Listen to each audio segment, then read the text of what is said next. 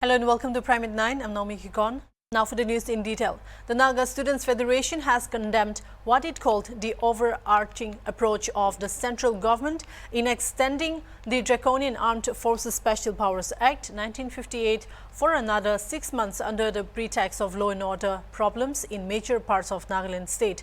The Federation denounced this as a continuous attempt of the central government to paint the state as a land of lawlessness and chaos. The NSF issued a press release, a copy of which was received here on October 1.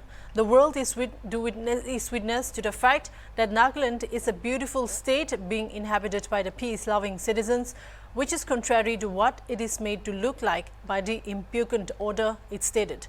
The NSF has appealed to the central government to objectively assess the situation and not act upon biased reports from their various agencies, and that the Ministry of Home Affairs take the right steps forward in order to ensure that the controversial law is repealed once and for all from the entire Naga homeland.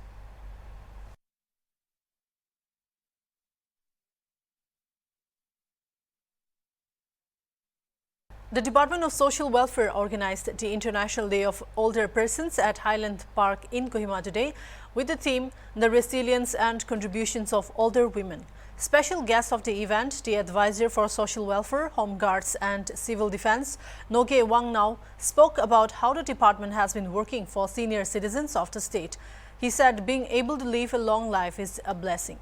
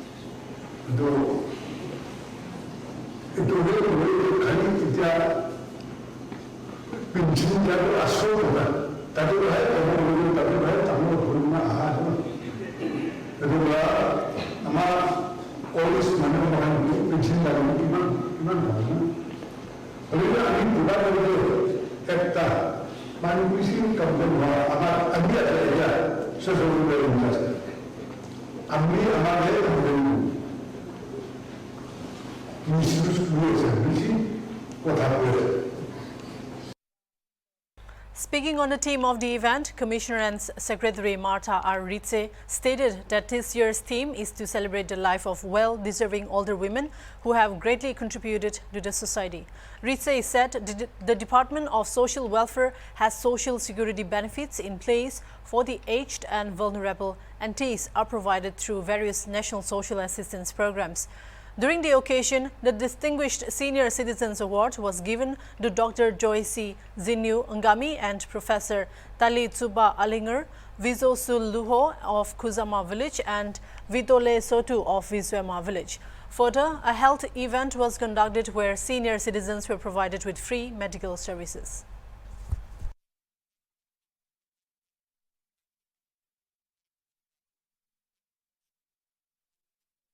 The Minister for Technical Education and Tribal Affairs, Tamje Nimna Along, on Saturday, October 1, attended the second Mount T College Alumni Meet in Woka. Speaking at the event, the Minister said many students who were alumni of the college are now bureaucrats, technocrats and highly decorated officers, which according to him was similar to delivering on the vision of not only literacy but true education institution.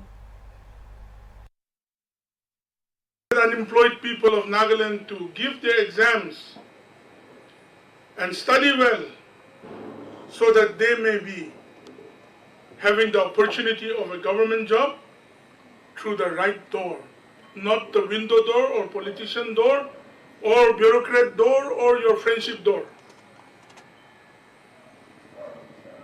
You have an opportunity, each one of you, if you are willing to work hard. And the world doesn't end in government jobs only. I find and I wonder why Naga people want to have only government jobs.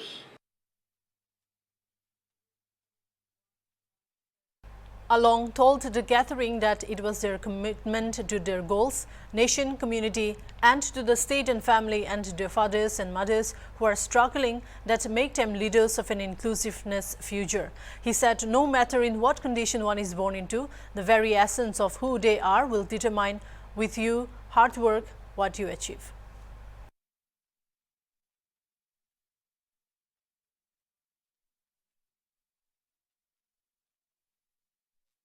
Hundreds of women participated in a torch rally against the Manipur state government's decision to legalize alcohol. The rally was held from Ningompam to Langtabal in Imphal West district of Manipur. The protesters shouted slogans and vowed to continue their agitations until the state government rolls back its decision to legalize alcohol.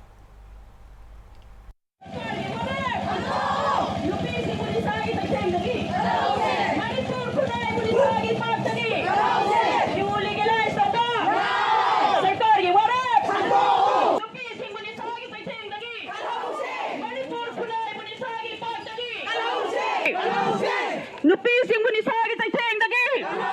Manipur kunay bunisagi pagtagi. Manipur kunay bunisagi pagtagi. You legalize the bar. Sarkar ki wala. Nupising bunisagi sa teng dagi. Manipur kunay bunisagi pagtagi. Nupising bunisagi sa teng dagi. Manipur kunay bunisagi pagtagi. Manipur Chief Minister Nongtombam Biren on Friday stated that the government was coming up with a blueprint or a white paper on the issue of liquor legalization in the state. Biren Singh added that the government will not be taking any decision haphazardly and there will be due consideration with stakeholders once the blueprint is finalized. Biren Singh maintained that the decision was taken to prevent people from consuming adulterated liquor, considering the health hazards posed by it.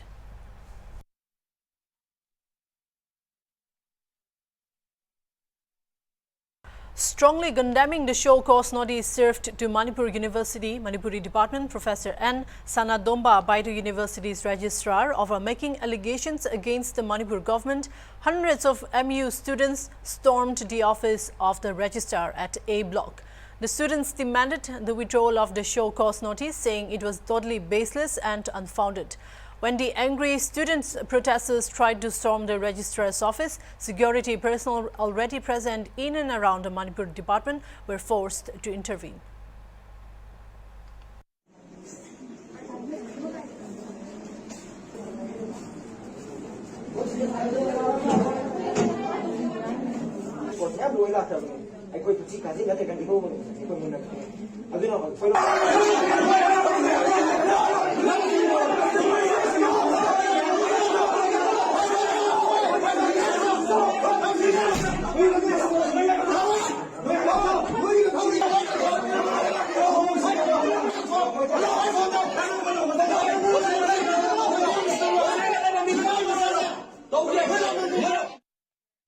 Later at about 12 noon, a team of CDO Imphal West District led by the police superintendent rushed to the site to bring the situation under control but failed. However, the police department superintendent and the MU registrar had talks with the protesting students which went on for approximately half an hour. The Manipur University Students' Union refused to comment when a media team queried about the matter. Later, the protesters went inside the MUSU's office where they held a meeting to discuss further courses of action.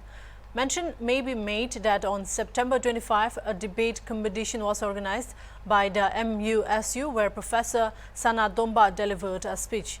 On September 28, he received a show cause from the university registrar for leveling accusations against the state government during the debate competition.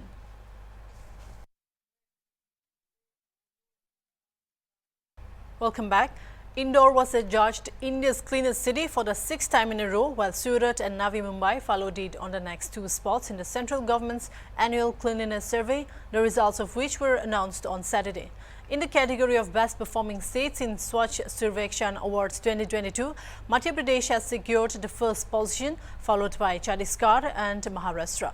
Indore and Surat retained their top positions in the big cities category this year, while Vijayawada lost its third spot to Navi Mumbai. Among the states having fewer than 100 urban local bodies, Tripura has bagged the top rank according to the survey results. President Draupadi Murmu on Saturday gave award to the winners at an event here, also attended by Union Housing and Urban Affairs Minister Hardeep Singh Puri and others. In the category of cities having population fewer than 1 lakh, Maharashtra's Panchgani was ranked number 1, followed by Chhattisgarh's Patan and Maharashtra's Karhat. Haridwar was adjudged the cleanest Ganga town in the category of more than 1 lakh population, followed by Varanasi and Rishikesh.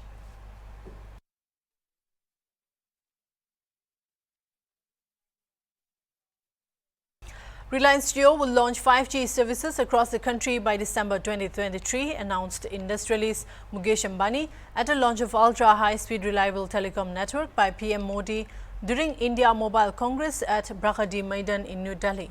Speaking on the launch of 5G services, Reliance Jio Chairman Akash Ambani said, Jio plans to cover entire India by December and it will be very affordable for every Indian right from device to service. And as an industry, we will ensure that we have the highest quality and the most affordable rates that anyone else has in the world. Today, I want to reiterate Jio's commitment to deliver 5G to every town, every taluka, and every tehsil of our district by December of 2023.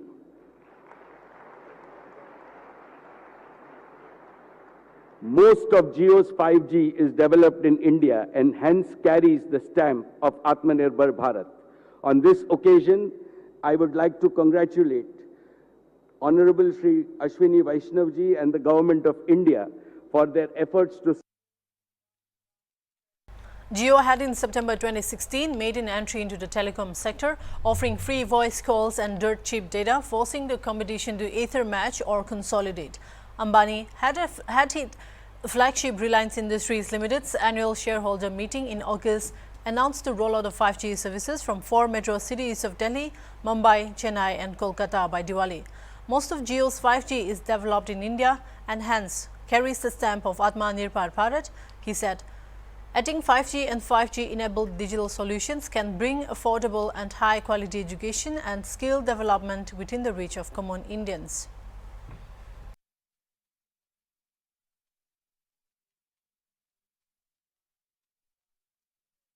India's deft diplomacy at the International Atomic Energy Agency forced China to withdraw its resolution against the AUKUS.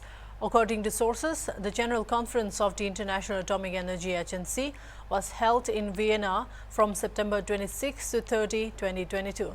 China tried to get a resolution passed against the AUKUS for seeking to provide Australia with nuclear-powered submarines but armed with conventional weapons. China argued that this initiative was in violation of its responsibilities under the Nuclear Non-Proliferation Treaty. It also criticized the role of the IAEA in this regard. India's objective view of the initiative, recognizing the soundness of the technical evaluation by the IAEA. The Indian mission to the IAEA in Vienna worked closely with many IAEA member states in this regard. India's considered role helped many smaller countries take a clear stand on the Chinese proposal.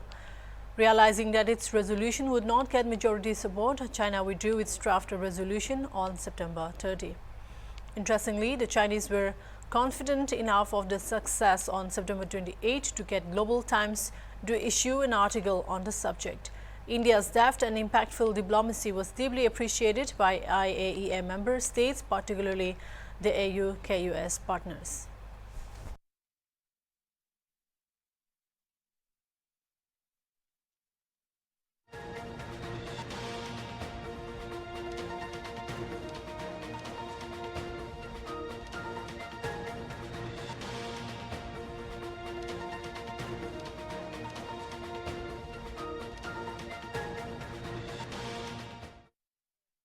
A massive avalanche hit the mountains behind the Kedarnath temple in Uttarakhand on Saturday. No damage or casualties have been reported in the incident, the temple committee said.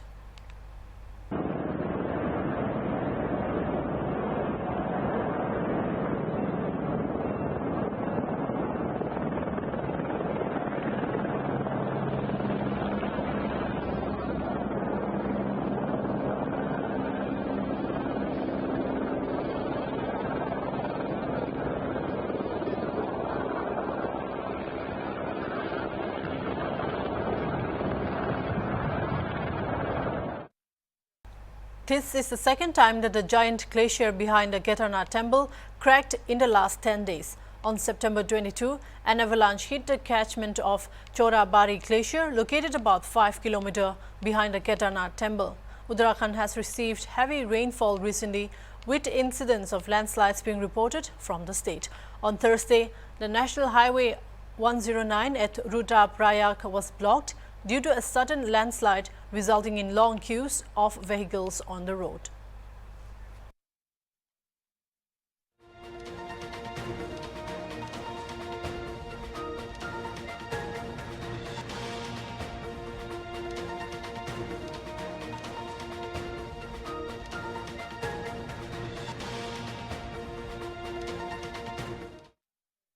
The Reserve Bank of India has made it mandatory for all credit and debit card data used in online, point of sale and in-app transactions to be replaced with unique tokens by September 30 this year. This added layer of security by way of tokenization is expected to enhance users' digital payment experience. What is tokenization? As per the RBI, tokenization refers to the replacement of actual card details with an alternate code called the token. Currently, many entities, including merchants involved in an online card transaction chain, store card data like card number, expiry date and more, citing cardholder convenience and comfort for undertaking transactions in the future.